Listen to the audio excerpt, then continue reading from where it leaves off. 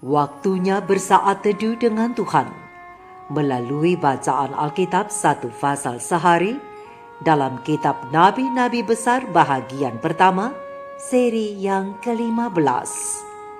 Kitab Yesaya pasal 15, hukuman terhadap bangsa-bangsa, ucapan ilahi terhadap Moab. Mari baca Alkitab, mari dengar Alkitab, dan mari lakukan apa yang Allah firmankan di dalam Alkitab. Maka iman dan pengharapanmu tidaklah sia-sia. Tuhan Yesus Allah Putra, Alfa dan Omega, Tuhan atas hari Sabat, memberkati, dan Allah Roh Kudus akan menuntun untuk memahami. Salam kasih dan doa dari Rumah Produksi Endang Silitonga Tanjung Bible Audio Ministry. Mari memulainya dengan doa dalam hati.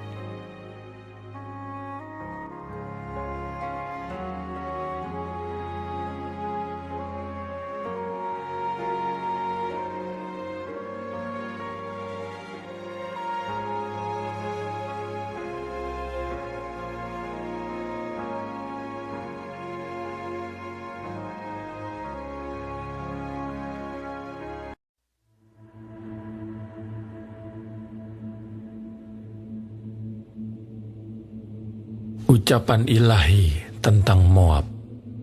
Sungguh, dalam suatu malam, Moab sudah dirusakkan, dibinasakan. Sungguh, dalam suatu malam, Kir Moab sudah dirusakkan, dibinasakan. Putri Dibon naik ke bukit-bukit pengorbanan untuk menangis. Moab meratap karena Nebo dan karena Medeba.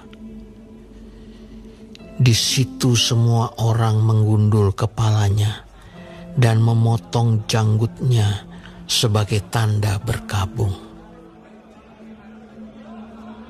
Di jalan-jalan orang berlilitkan kain kabung. Di atas sotoh dan di tanah-tanah lapang sekaliannya meratap, sedang air mata bercucuran. Hesibon dan Eleale meraung-raung. Suara mereka kedengaran sampai ke Yahas. Sebab itu orang-orang bersenjata di Moab berseru-seru. Jiwanya pun gemetar. Aku berteriak karena Moab. Pengungsi-pengungsi sudah sampai ke Zoar, ke Eglat Selisia. Sungguh, orang mendaki pendakian Luhit sambil menangis. Dan di jalan ke Horonaim, orang berteriak karena ditimpa bencana. Sungguh, air di Nimrim menjadi kering dan tandus, dan rumput sudah kering. Rumput muda sudah habis, tidak ada lagi tumbuh-tumbuhan hijau. Sebab itu segala harta yang mereka tumpuk dan segala yang mereka simpan, mereka bawa ke seberang sungai Ha-arabim. Sungguh, teriak itu akan kedengaran di seluruh daerah Moab. Ratapnya terdengar sampai ke Eglaim, bahkan sampai ke Beer Elim. Sungguh, air Dibon telah penuh dengan darah. Tetapi yang menimpa Dibon akan kutambah lagi, yaitu singa akan menerkam orang-orang yang terluput dari Moab dan yang tersisa di tanah itu.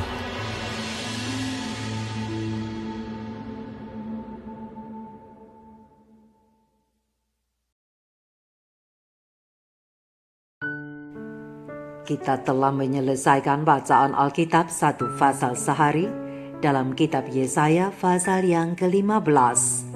Sedikit perenungan melalui pasal ini tentang kekeringan rohani dengan ayat panduan perenungan terang besar Alkitab Yesaya 15 ayat 6 dengan bunyi nas. Sungguh, air di Nimrim menjadi kering dan tandus, dan rumput sudah kering, rumput muda sudah habis, tidak ada lagi tumbuh-tumbuhan hijau. Sahabat-sahabat firman yang dikasihi oleh Tuhan, di mana saja Anda berada, bencana terhadap orang Moab ini dirancang oleh Tuhan untuk menghukum mereka atas apa yang telah mereka lakukan terhadap Israel. Lihat terang besar Alkitab Yesaya 15 ayat 9b. Orang Moab sendiri adalah keturunan dari anak perempuan Lot oleh ayahnya, dan bangsa ini telah membujuk orang Israel untuk menyembah berhala. Dalam bahasa aslinya, pasal ini seperti puisi yang dirancang dengan cermat dan tepat di tengah-tengah keseluruhan sajak. Ada ungkapan luar biasa yang memperlihatkan Tuhan membuka bagi kita hatinya. Bahkan saat ia hendak menghukum, katanya, "Aku berteriak karena Moab," di ayat yang ke-5a. Apakah bencana itu didatangkan langsung oleh Tuhan atau diizinkannya melalui negeri lain? Tapi yang pasti, hati Tuhan sakit bahkan ketika ia harus mengizinkan penghukuman itu terjadi bagi Moab. Tuhan di sorga terkuras secara emosional karena penderitaan orang-orang itu oleh karena perbuatan penyembahan berhala yang mereka lakukan. Sumber mata air bangsa itu menjadi kering dan tanah mereka menjadi tandus, rumput menjadi kering, tidak ada lagi tumbuh-tumbuhan hijau. Keadaan bangsa Moab sungguh memilukan hati, sampai-sampai harta pun tidak lagi dapat menyelamatkan mereka. Sahabat-sahabat firman, jika kita pernah melihat kekeringan yang terjadi di muka bumi pada masa-masa sekarang, mungkin itu tidak akan menimbulkan suatu keheranan yang luar biasa. Karena di tempat lain masih ada mata air, masih ada turun hujan, dan lain-lain.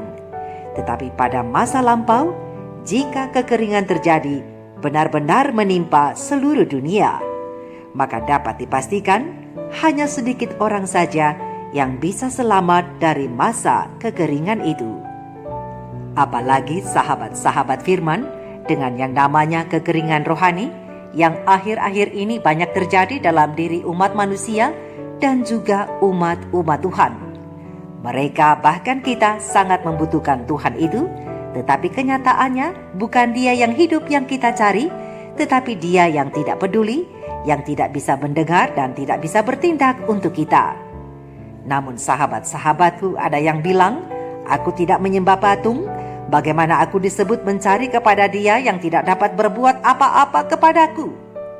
Ingatlah dan janganlah lupa, zaman dulu penyembahan berhala adalah menyembah patung dan mungkin juga kepada benda-benda yang lain. Tetapi sebagai umat Kristen, kerap kali banyak yang merasa berada pada zona nyaman dan tidak menyadari bahwa dirinya terjebak pada berhala zaman modern ini. Apa sajakah berhala zaman modern itu? Di antaranya adalah berhala hawa nafsu, berhala manusia yaitu paranormal, dukun atau tukang sihir, orang-orang pintar, berhala harta, dan lain-lain. Sehingga seringkali bila terbentur, kita pun acap mencari solusi kepada yang bukan Tuhan itu. Oleh sebab itu, marilah kita benar-benar beribadah hanya kepada Allah di sorga, sahabat-sahabatku. Dan jika kekeringan rohani menyerangmu, menimpamu, datanglah kepada sumber air hidup yang adalah Tuhan Yesus. Pena Ilham Ilahi Roh Nubuat Kebahagiaan Sejati halaman 80 alinea ketiga mengatakan bahwa jika kita mempercayainya, mempercayai Yesus dengan benar-benar, maka segala jenis kecemasan yang tidak sepatutnya akan lenyap. Kehidupan kita tidaklah begitu dipenuhi kekecewaan seperti yang sekarang ini. Karena segala sesuatu, baik kecil maupun besar, akan diserahkan ke tangan Tuhan yang tidak digelisahkan oleh ragam-ragam keperluan atau dikalahkan oleh keluh kesah. Namun kita akan menikmati satu kedamaian jiwa yang kepada orang lain sudah lama tidak dirasakannya.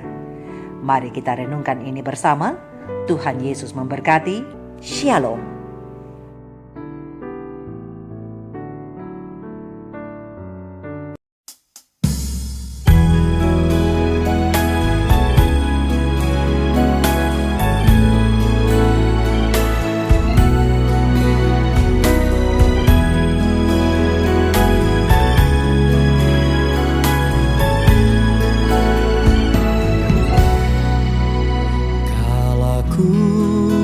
Cari damai hanya ku dapat dalam Yesus.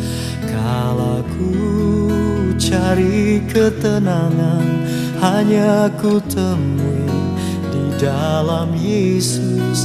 Tak satu pun dapat menghiburku, tak seorang pun dapat menolongku. Hanya Yesus jawaban hidupku. Bersama Dia hatiku damai, walau dalam lembah kekelaman. Bersama Dia hatiku tenang, walau hidup penuh tantangan.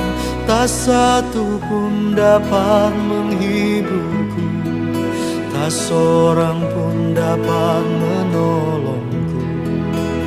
Hanya Yesus jawaban hidupku.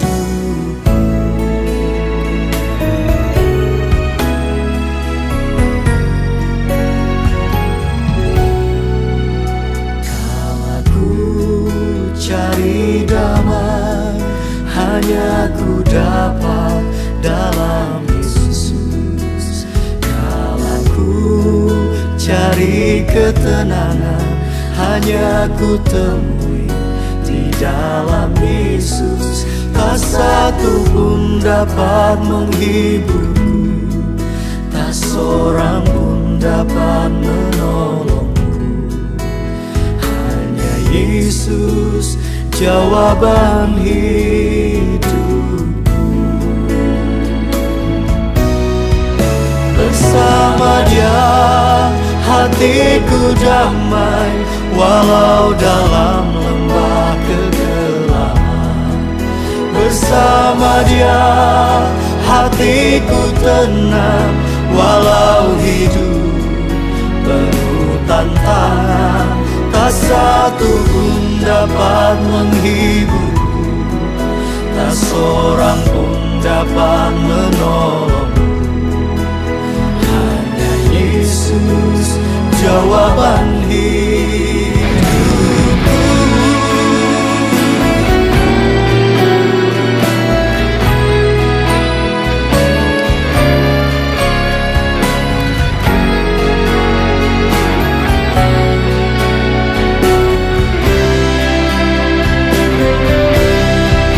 Bersama Dia hatiku damai, walau dalam lembah kegelapan.